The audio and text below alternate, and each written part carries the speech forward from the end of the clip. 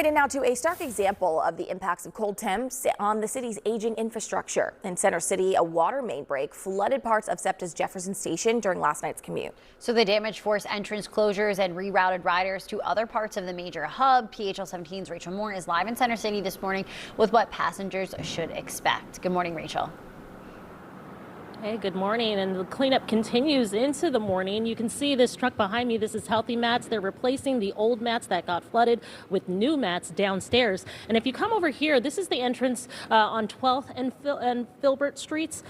They want you to use the 10th and 11th ones. That's what the sign still says. But when we go inside, we saw that there were still more people who were downstairs in Section A. Now, that's the section that they closed off late last night. Those stairs right there turned into basically a waterfall, flooding the entire Section A area. Now, as we look at some video, trains continued running through the night, but riders, they were asked to enter and exit through other doors as workers made their way through the flooded area.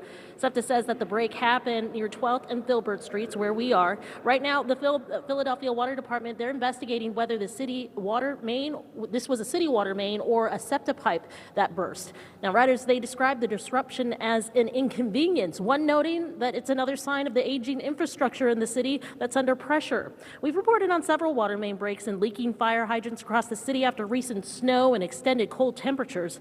Now, SEPTA says train service remains normal, but they warn that the cleanup and any further rerouting could continue into the morning. Like I mentioned, the signs are still up, even though Section A, it looks to be open because we did see riders and workers downstairs. But again, SEPTA has not yet confirmed that it is open, so just make sure you plan a little extra time on your commute.